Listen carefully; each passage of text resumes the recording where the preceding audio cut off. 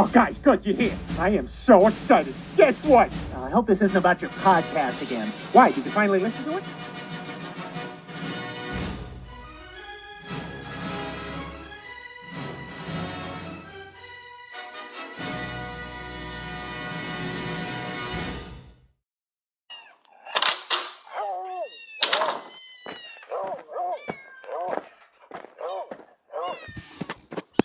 The Grieving next door is recorded in front of a live studio audience.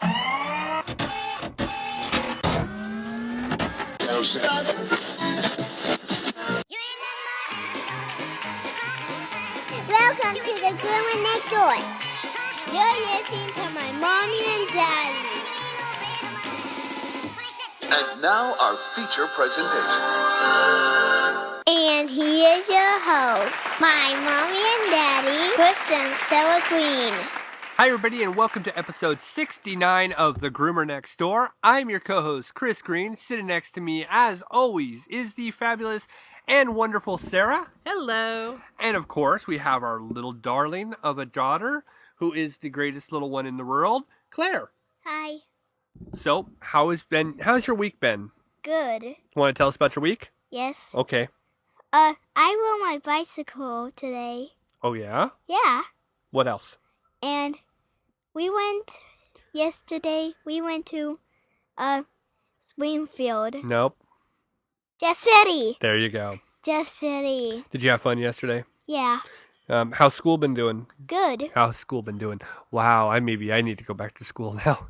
You wonder why. And then Yeah. we wonder, man. Yeah, and of course, as always, when we're recording this, you are enjoying just watching your voice go up and down on the decibel machine. Yeah. Yeah. So, anything else? Would you like to say hi to your teacher? Yes. Say hi. Hi. Hi what? Hi what? Hi who? Hi, Mrs. Brown. There you go. Is there anything you want to tell everybody out there in audio land before you head out? Yeah. What else do you want to say? I saw a kitty. You saw a kitty. Right there. Well, now, folks, now you understand why Sarah and I have ADD. We passed it on to our daughter as well. All right. Well, thank you for coming over. You're welcome. All right. See you later. Bye. Bye. All right. Well, this week we will go and cover our weekly roundup. We will talking about grieving pets. We have a very special band that will be on our show this week, which I'm really excited about. And we will be doing a tribute to the late Sam Simon, who was the co-creator of The Simpsons. And that was a really devastating moment for me. I was feeling really bad when I heard about that. But anyways, let's topic over back to the weekly roundup. How was your week? Week was good. Week was busy. Week was insane. I'm not joking. We had dogs coming out of our ears. I mean, oh, it's been insane. Just the sheer amount of hair. The volume that we see in a week's time. A lot of shedding dogs that have started to blossom. Our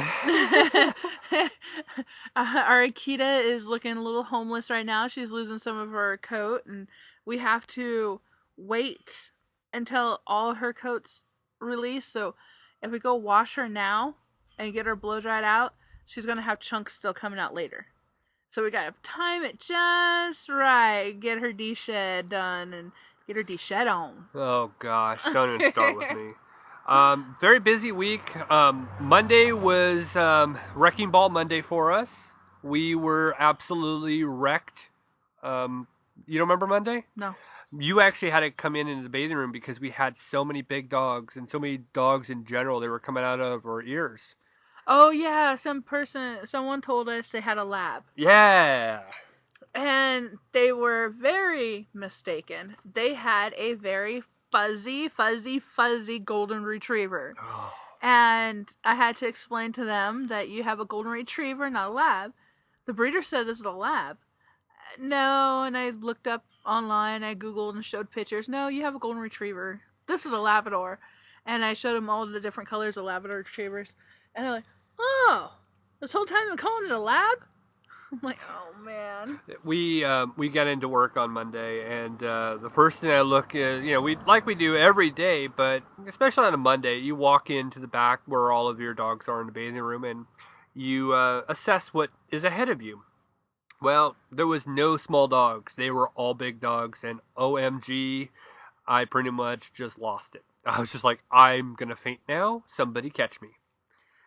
Yeah. When we didn't have enough big kennels for all of them. We didn't have, well, we had the kennel, we didn't have the dryer, really. The drying ability was the hardest. Well, it was a kennel too, because when they were done, Oh, that's right, we had, when yeah. Enzo was done drying, we had to move him over to one of That's our right, I forgot. our runs. Enzo was Monday? That was Monday. Oh my gosh, I thought that was like Tuesday or Wednesday. See, I'm even lost. It was nice actually having a 2-day weekend with you. I wasn't used to it, and now I'm gonna go back to it. For the past 2 Saturdays working just to alleviate some pressure on our books. and guess what? We got another 6-day coming up. Yeah, Saturday. Gosh. We're working another Saturday, and surprise. These are the ones who weren't able to make it during the week and had to reschedule. And we already have a waiting list going on, so we just call someone in from our waiting list, move those people to Saturday. Are you kidding? People are fighting for Saturdays now. I know. I'm fighting to get out of it. It's not going to be permanent, but no. For the time being, we can work Saturdays. Yeah, it's going to end for me though when April hits, because I got soccer, and well, being a coach, you got to be there. Can't dial that one in. So yeah, that to me, every other day kind of went away. I don't remember anything about any other day. I do remember having, a big dog on Friday, of course. That noof really does get me. We've been filming different episodes, so you have more video podcasts to enjoy as well. Those always release, if you aren't aware of it, they release on YouTube every Wednesday, and they stay there forever, just like our podcast. Forever. Thank you to everybody who is continuing to join us on our Facebook fan page at the Grimmer Next Door podcast. Yeah, we reached how many likes? We're at the 650 something, 60 something. I think we might actually have gone up. I don't remember. So that's actually continuing to climb. Definitely having a lot of different fun in different areas. Reached out to our first band, and they agreed to actually drop one of their songs on our podcast, which will be coming up later. The Grieving. It's kind of nifty. It really is. I'm really excited to listen to what they have and see how they flourish. I like it. I mean, they've been around for a couple years. The Grazing Saints is the name of the band. Absolute awesome sound. I'm actually going to play when we get to that point. I'm actually going to play an interview that they did in 2012. Kind of put a little bit more uniqueness to our show. Something we've been wanting to do for a while. We've been wanting to start a segment called The Band Next Door, and that's what these guys are. It's a great band. They've got a pretty good catalog of songs, unique sound, a lot of fun to listen to. So I hope you guys all will enjoy that.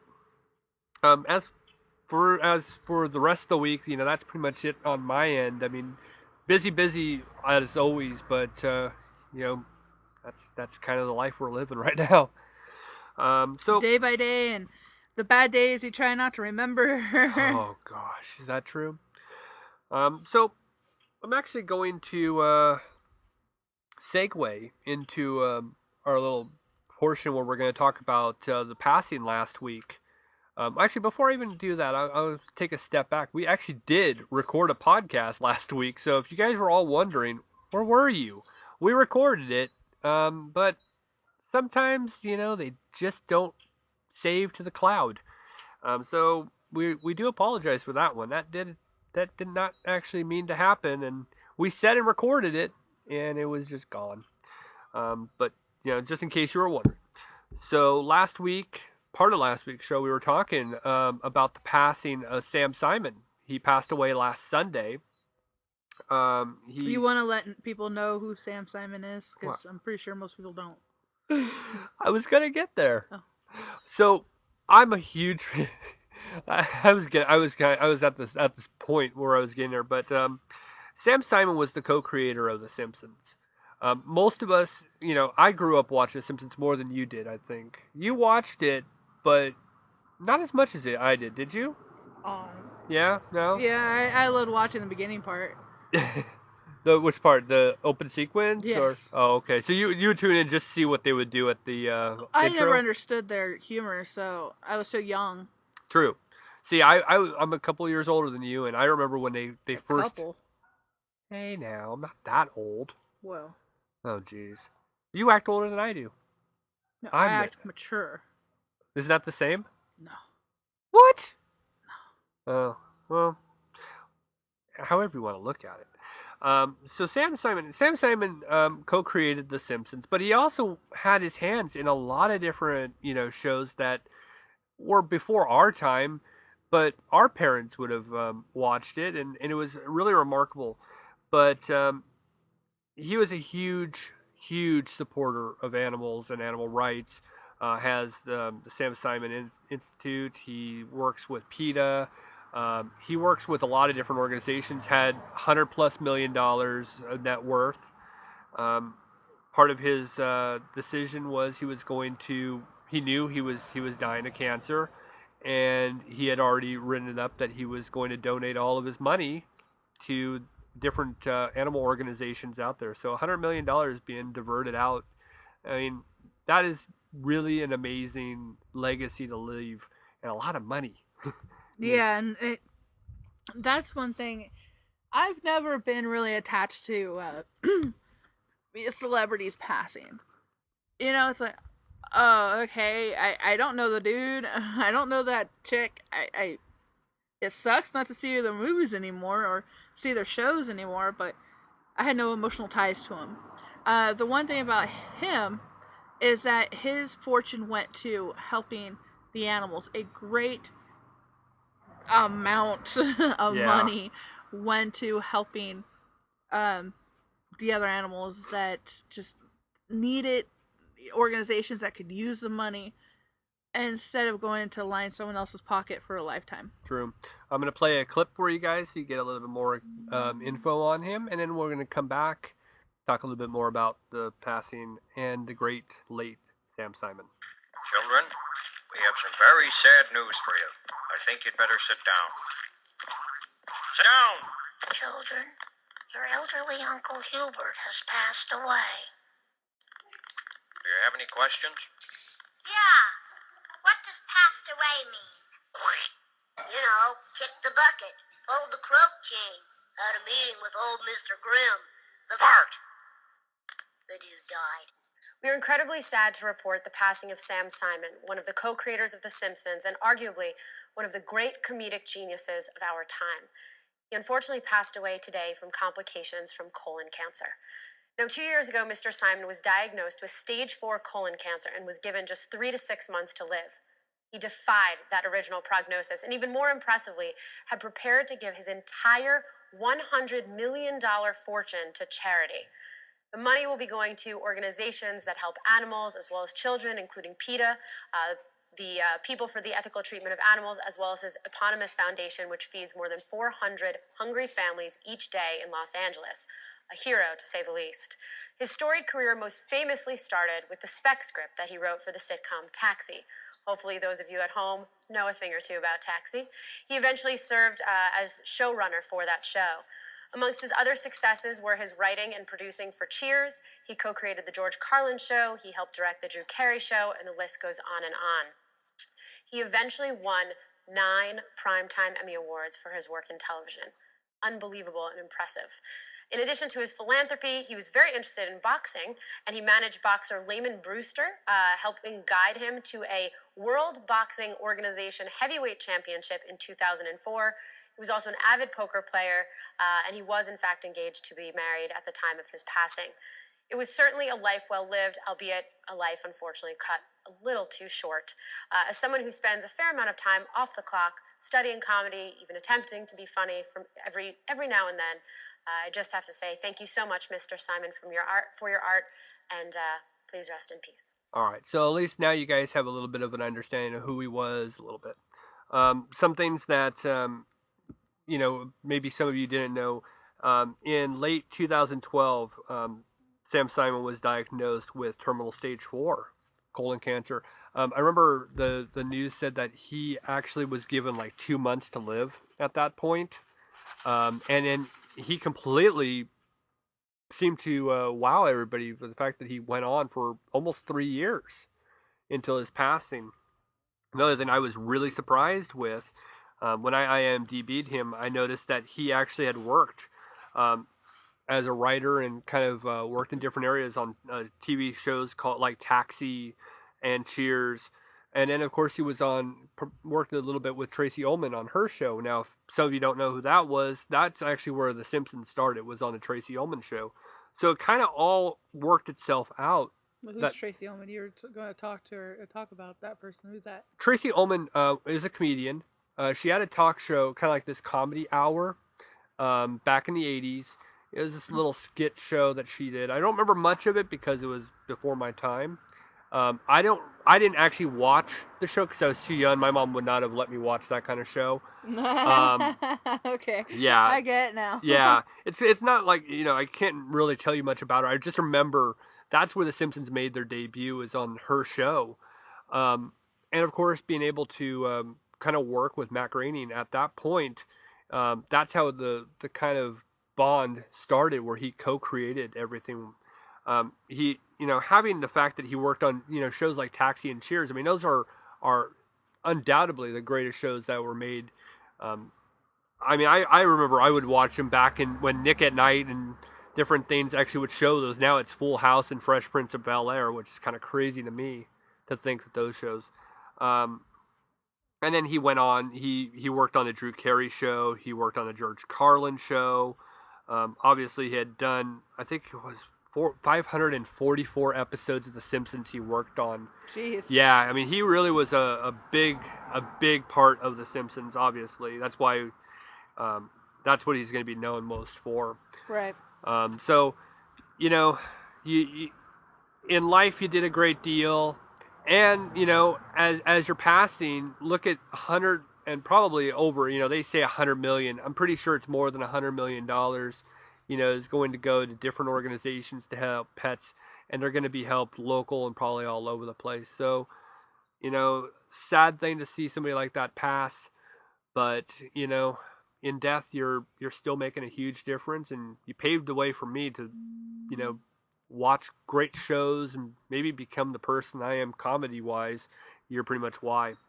So, just want to kind of, for all of you who didn't watch Simpsons, for all of you who have watched Simpsons and love it as much as I do, play the Simpsons tapped out game like I do, you pretty much feel that loss of somebody is so important.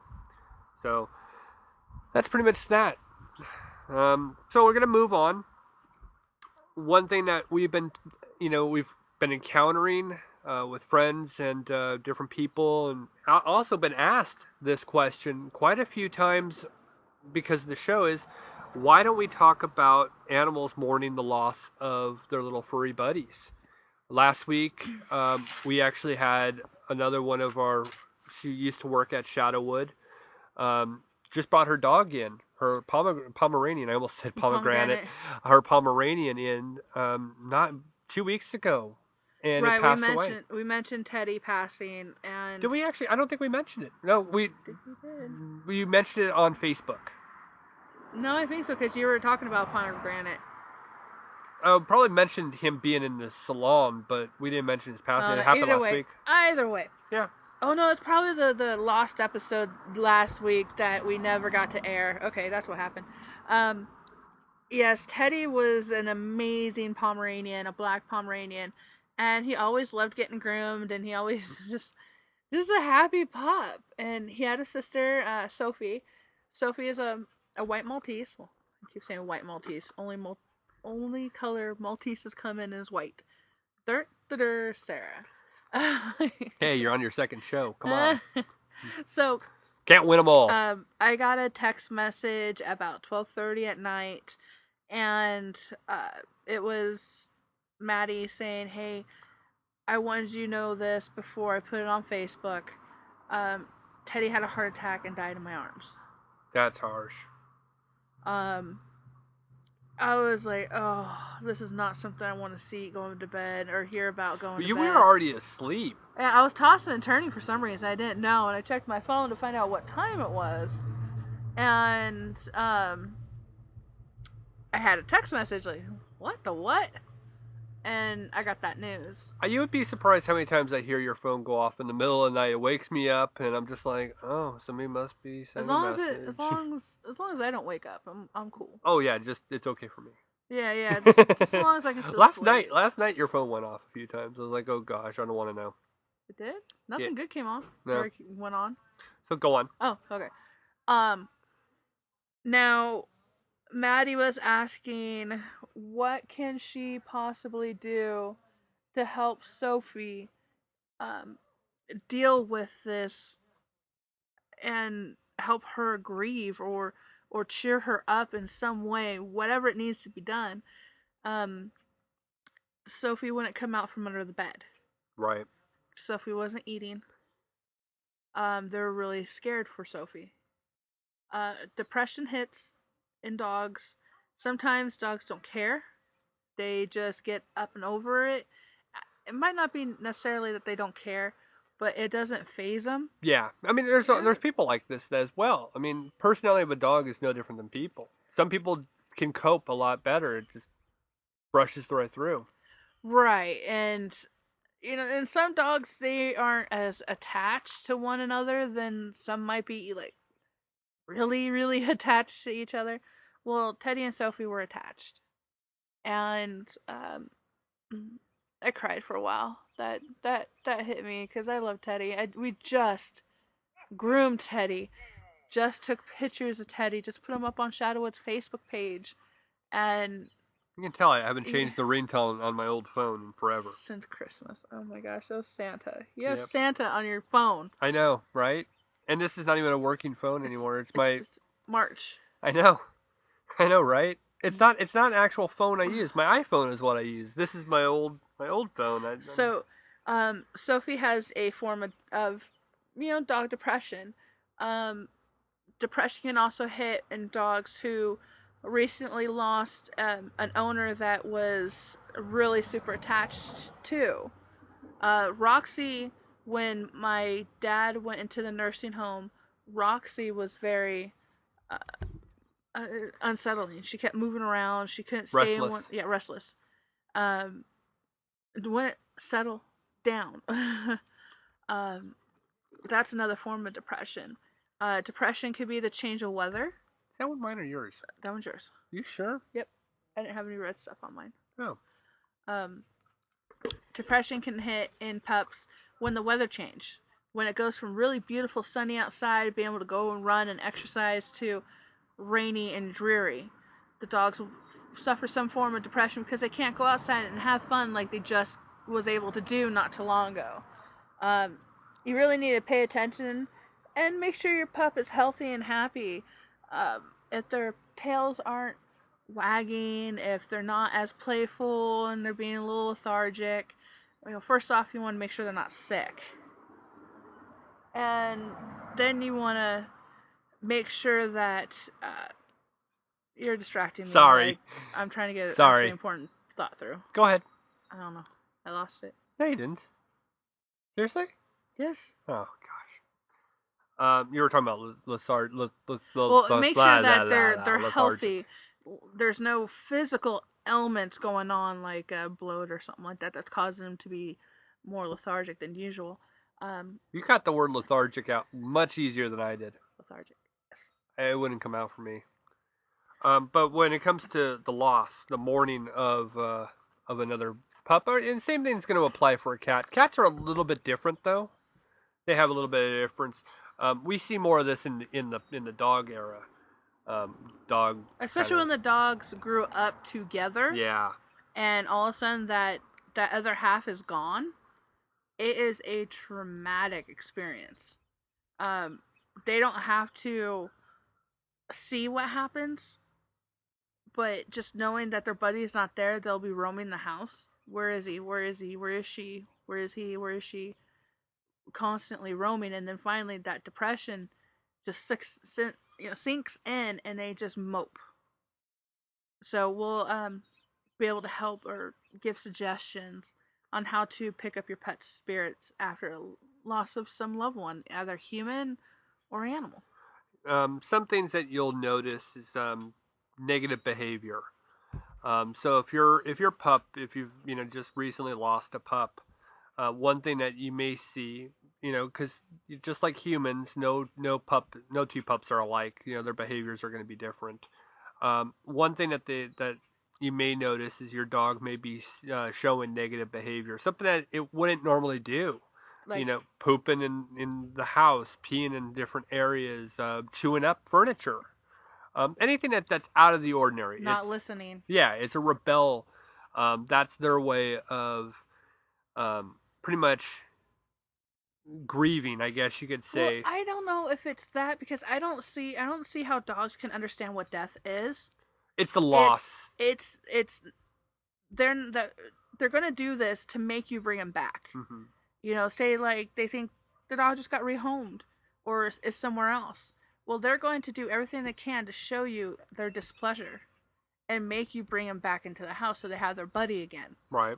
They don't understand what death really is. Yeah, that's hard to explain to a dog. It's hard to explain to a 3-year-old child. It's impossible. So it's the same thing. You can't look at the dog, sit down with the dog and say, your buddy died. They don't understand that. Death does not occur. There's no such thing as death in that mindset. But you might see the negative behavior. That's just that, like Sarah said, that could be them upset that you, in their mind, rehomed the dog because they don't know any better. Or it could be in another room that they can't get to, and they can't, they want to get to that room. They think the dog's in there. They might be pacing.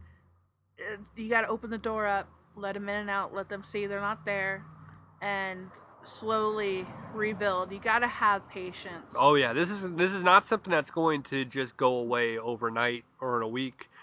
Other things that you're going to notice will be loss of appetite, lowered water intake, sluggish response to humans.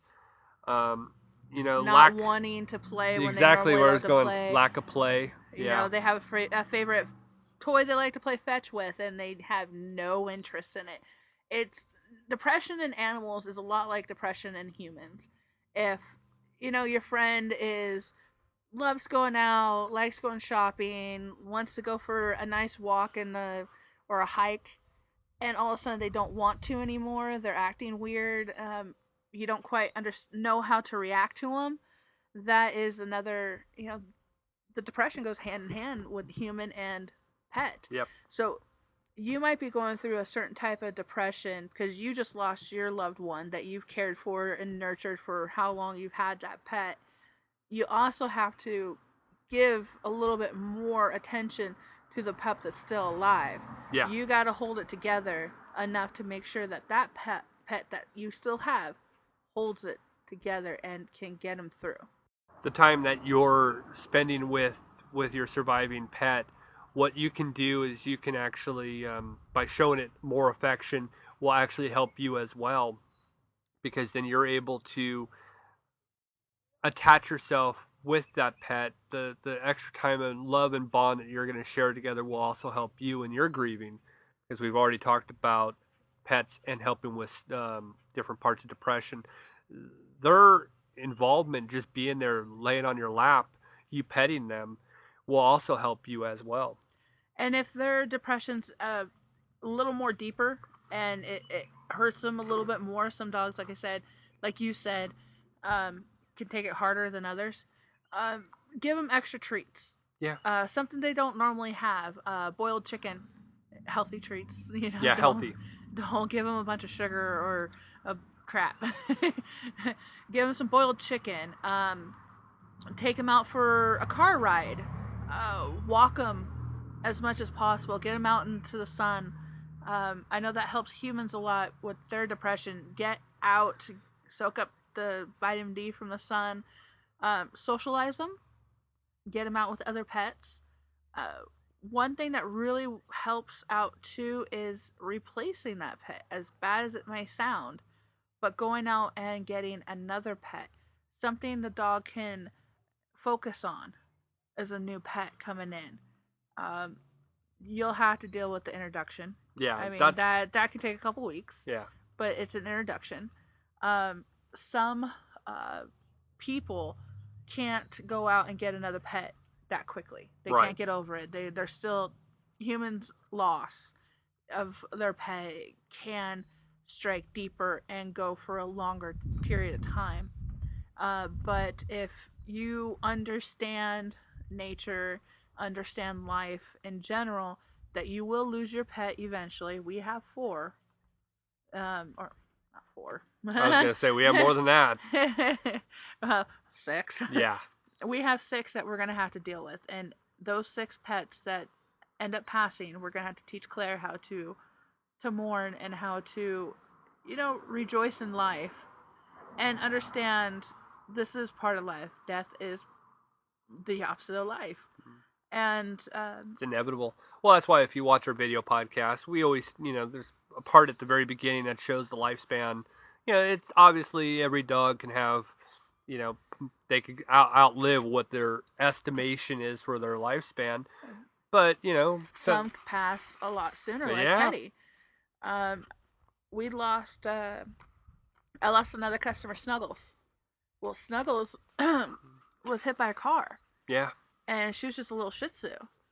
That was dramatic. Oh, that was the traumatic. I found the customer told me about it, and I just started bawling. When Chevy was hit, that was harsh. Yeah. That one still screws with me. I was going through my phone, deleting old photos, or outtakes that I didn't need, and I came across all these photos of Chevy, and I couldn't bring myself to delete them. And I'm just Chevy's groomer. Yeah.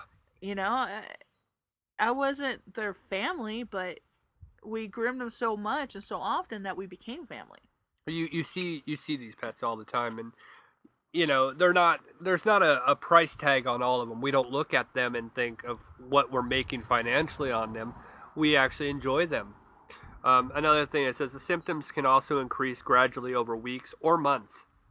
If you've noticed these symptoms in your pet, it's best to get the dog to a vet as soon as possible to rule out a potential physical illness.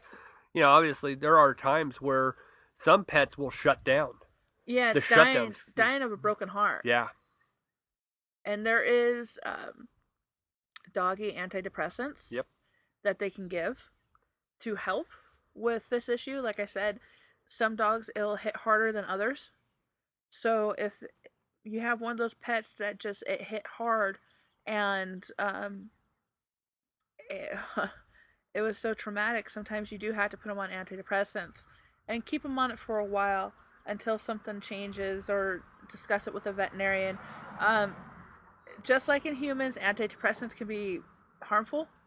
So with strict monitoring and proper dosage and constant open line of communication with your veterinarian is key. Yeah. For this. That is an extreme take to it.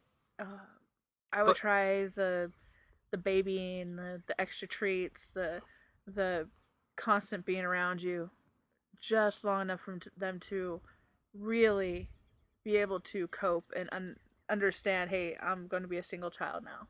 Yeah, at least for the time being. I mean, some people, like you said, some people will go out and get another pet, from a rescue or a shelter, a couple weeks after, and by no means do I think that's a bad thing. I actually think that's almost your best course of action, personally.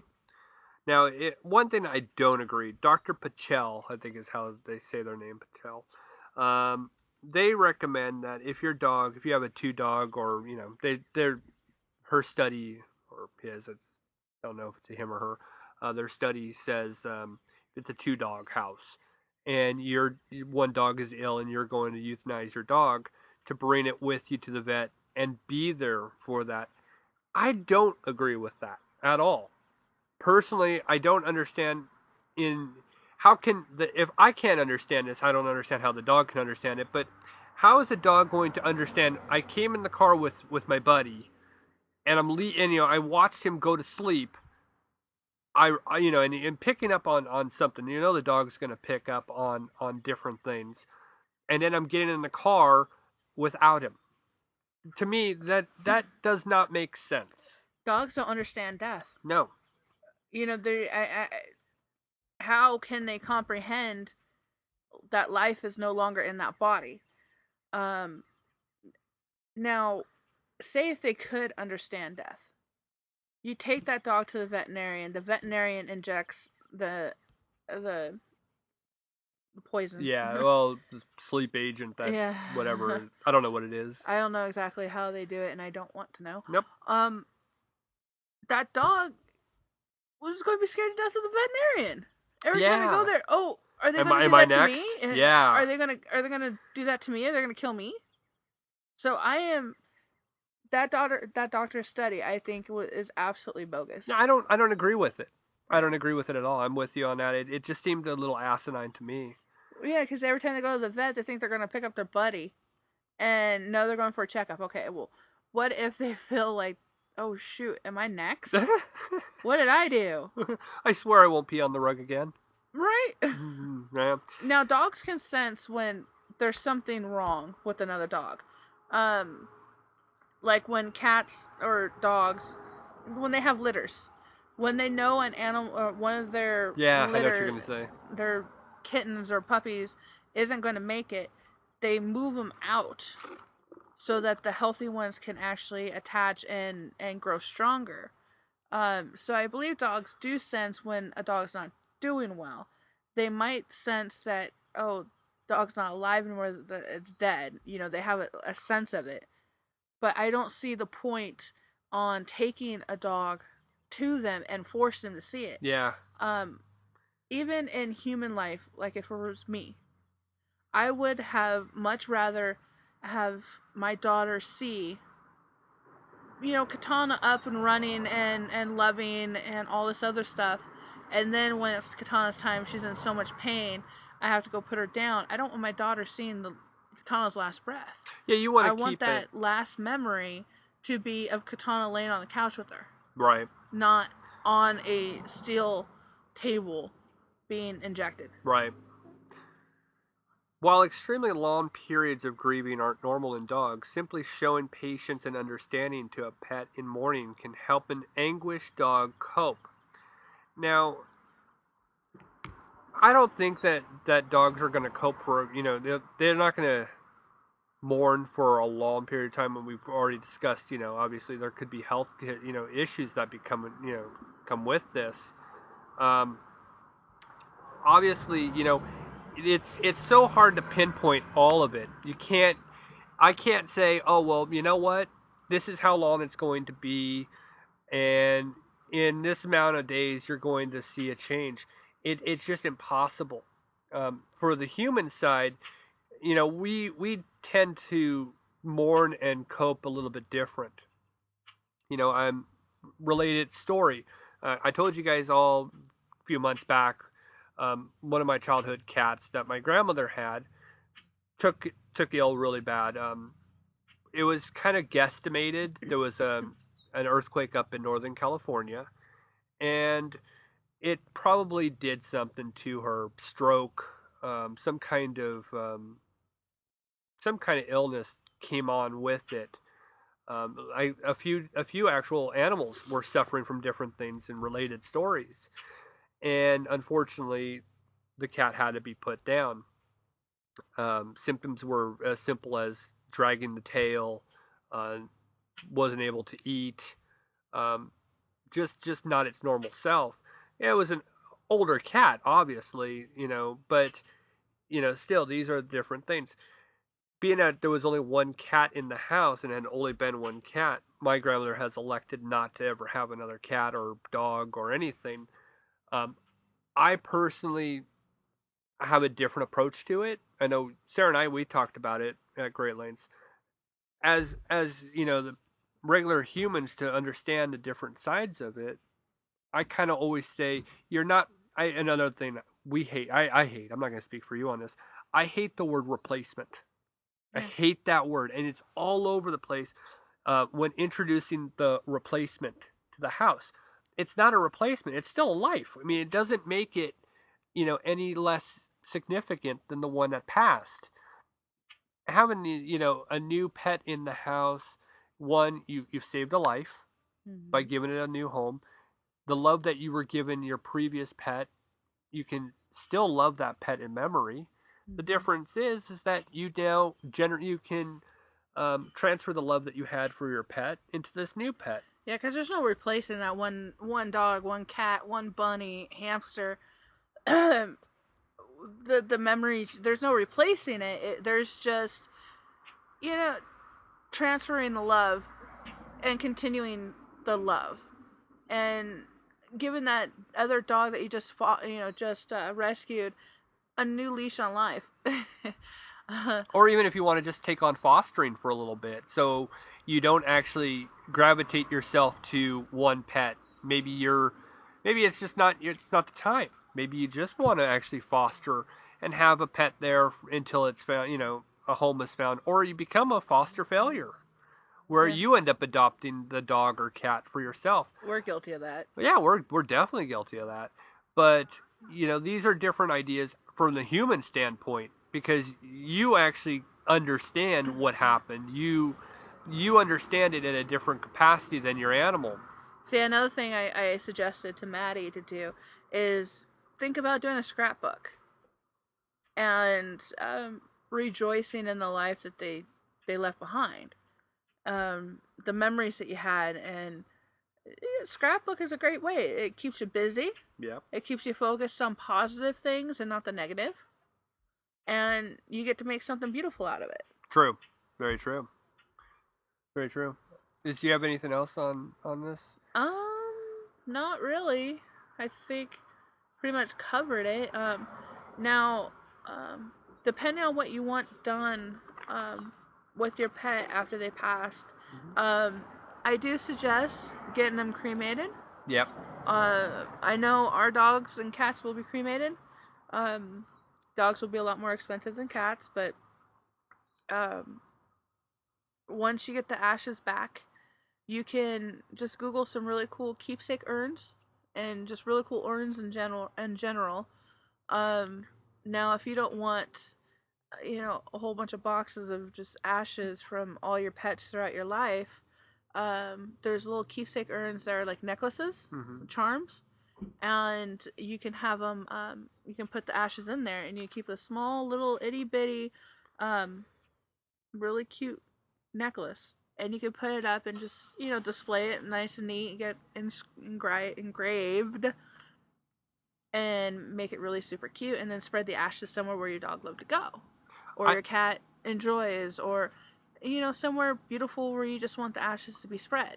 One thing I've always liked is I like the little lawn statues that open up at the base of it, and you can put the actual ashes inside of the actual lawn ornament, close it up, and put it out in your front, in your garden or anything.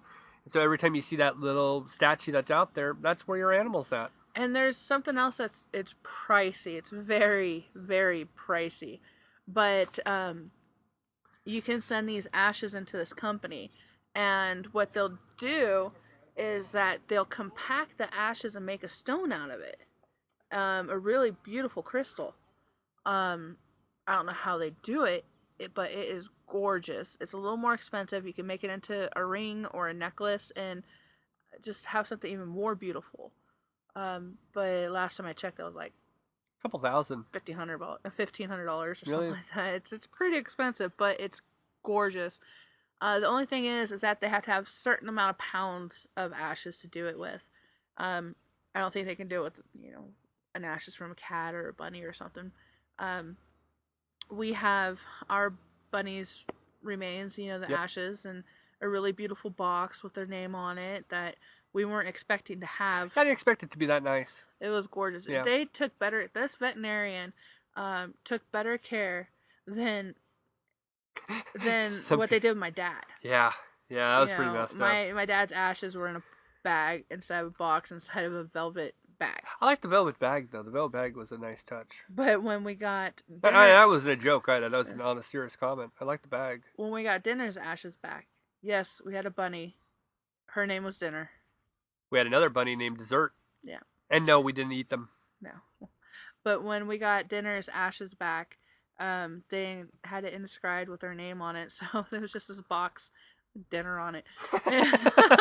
There's a little humor in that, though. Yeah, now we're a little more conscientious of how we name our pets. No. I would if I would do it again. I would do it all over again. No. If I had another bunny, which I would never own another bunny, it would be named Brunch.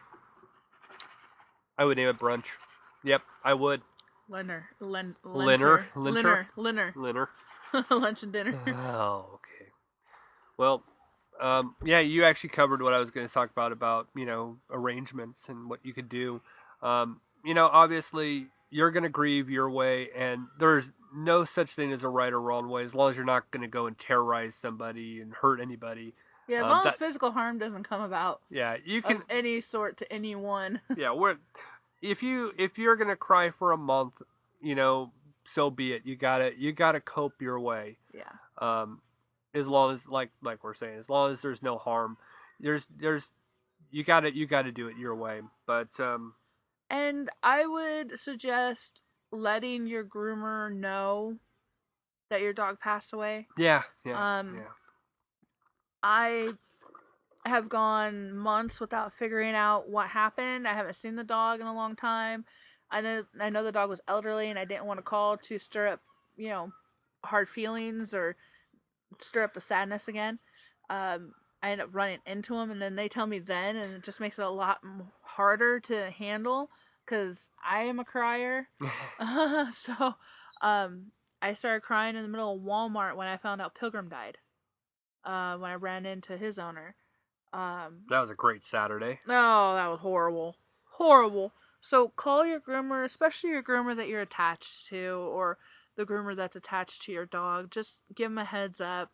Contact your vet where your dog goes to so that they can actually do the same thing. They need to, at least note in their system that the dog has passed away.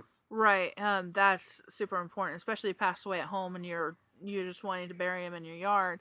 And I would definitely find out if it's okay to bury in your yard. I was thinking that.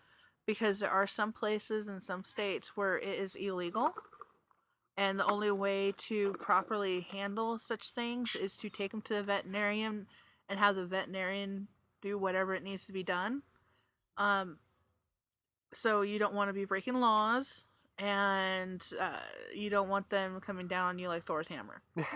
So, and you want to make sure you don't hit a gas line. Like, here, you have to call a certain number before you dig anywhere in your yard to make sure you're not going to hit some kind of pipeline. That does help. Yeah, so they got a mark on your grass to make sure that, hey, you don't dig here, don't dig here. But that's just this area. Well, there's a lot of places that are going to be like that. All right. Well, now, I'm actually looking forward to this part. Been looking forward to this since I actually talked to Joe Quinn, who's the guitarist of the Grieving Saints. He was really cool about, saying, hey, would love to actually, have our song played on your podcast. Yeah, you've been working on something like this for quite a while, and yes, nobody has really seen what could be the beauty of this, and it's a great way to get music out there. Yep. It's something that other podcasts aren't doing. Yeah. And we're very fortunate. We have a lot of great people that we actually communicate with. Great person out in California. I'm not going to mention your name. I know I asked you to listen to this podcast so that you can actually hear this part.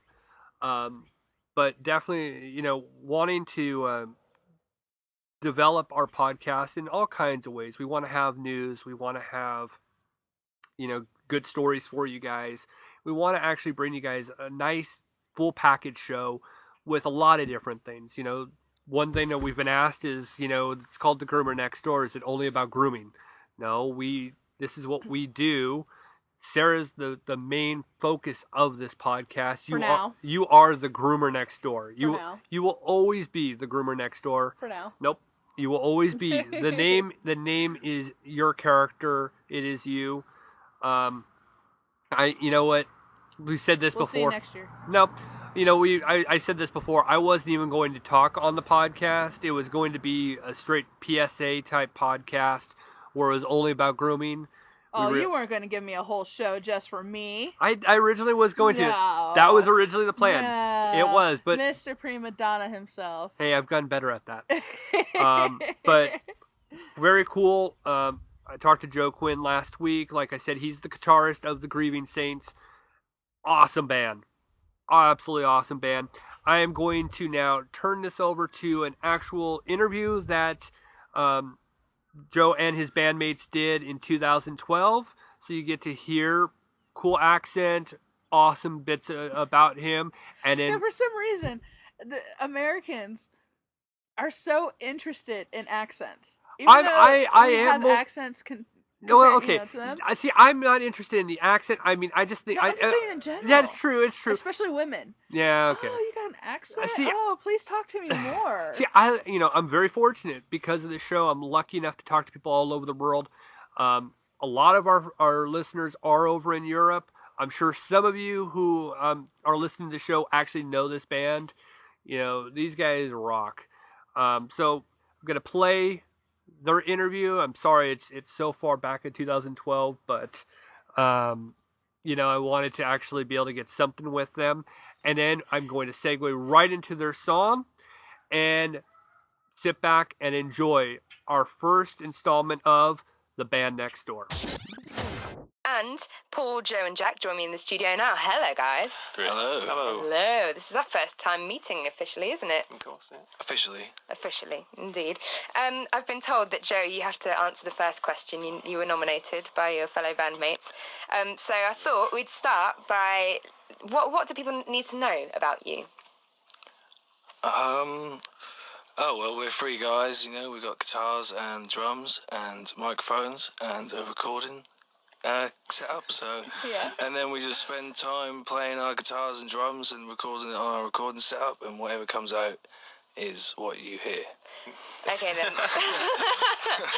There's no preconceptions and there's no hidden agendas. We're only doing it to enjoy ourselves, and it's nice when we get praise, but we enjoy playing it. Yeah, we want to pleasure ourselves and pleasure each other. Lovely. Lovely way of putting it as well. You talked about having your own recording setup. Describe it to me. Where is it? What's the vibe? It's deep in these woods, in a sort of cave. Yeah. Yeah, we've got one microphone, which was made in, 1749 or something? Yeah, and then... cogs, steam powered. Yeah, as all modern studios tend to be these days. Okay, and what's your favourite thing that's come out of that studio of yours then? At this point, probably, I don't know, the demo that we recorded earlier this year. It's good. We did 7 tracks earlier this year. Okay. That one you played last week is pretty much our favourite. We open most gigs of it. Beneath My Feet. It's a nice epic song. Yeah. It's all live with no overdubs or anything as well. So yeah, I like that about it.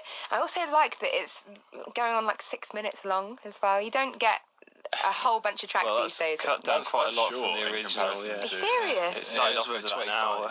You want to come to a live gig where we've got 2 hours worth of set and we can just play it for the entire time. Just one song, Very nice. No troubles. Do you like to kind of jam your songs out? Yeah, definitely. That's where they're born. Yeah, that's where the songs are born. Yeah, not many things are written other than just with making noises. 1 hour go by, no one said anything, and they're both craving a cigarette, but you can't stop. It's you just have to carry on, get it out of you somehow. And so, what's the plans for the rest of the year for you?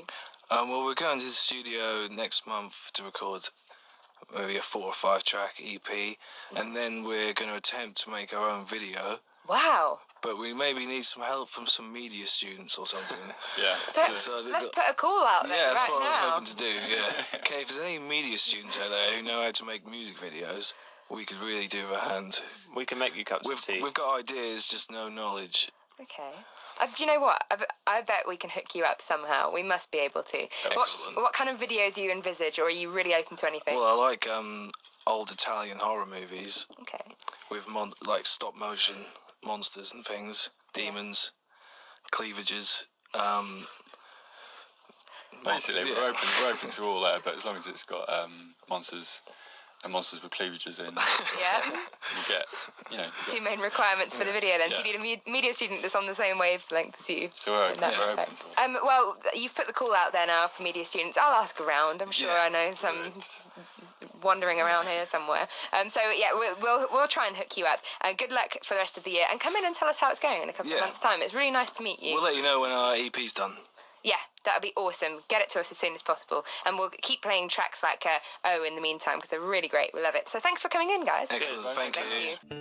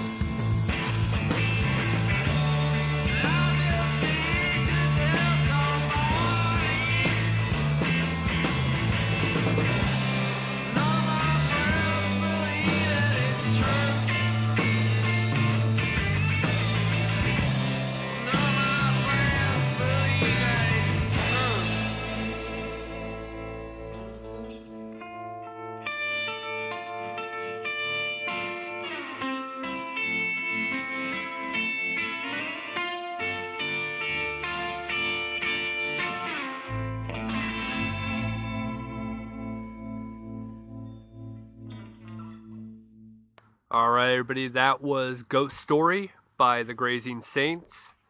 One thing that I loved about reading their about page and different things that they, had posted, it says that they're a swamp rock doom pop psychedelic soul shuffle. And what's funny is it has so many different sounds to it that it makes it unique. That's one of the reasons why I was like, oh, this is a cool band. I really like this. If you are interested in looking at different things in their catalog, their releases are available at grazingsaints.bandcamp.com. Definitely give it a listen. I mean, you can listen to their stuff just kind of like you would on iTunes. Stop over by their Facebook page, give them a like. They have some really cool not fan photo, actual set photos where they're on stage. Just, I can never be this cool.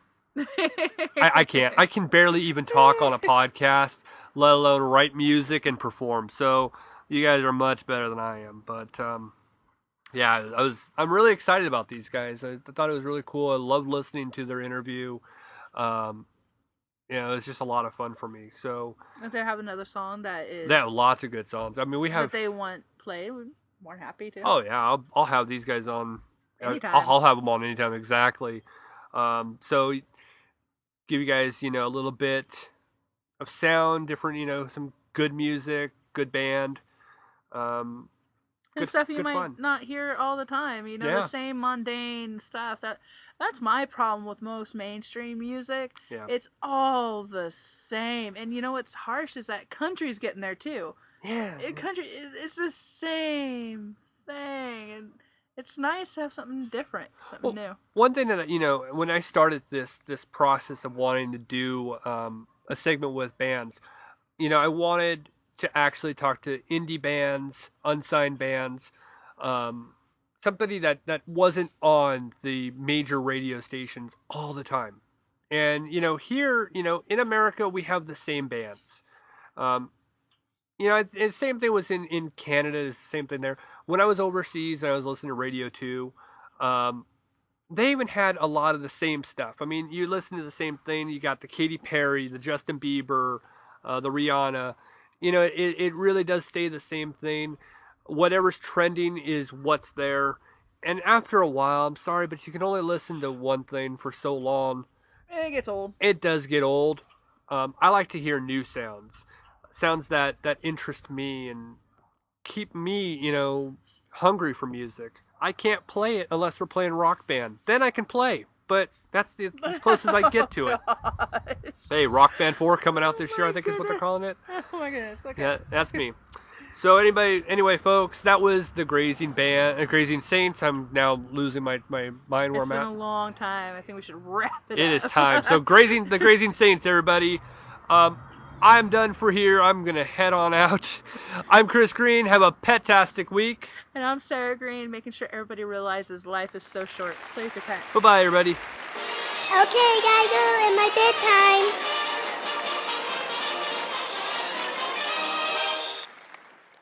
Was, without doubt, the worst episode ever. Rest assured that I was on the internet within minutes, registering my disgust throughout the world.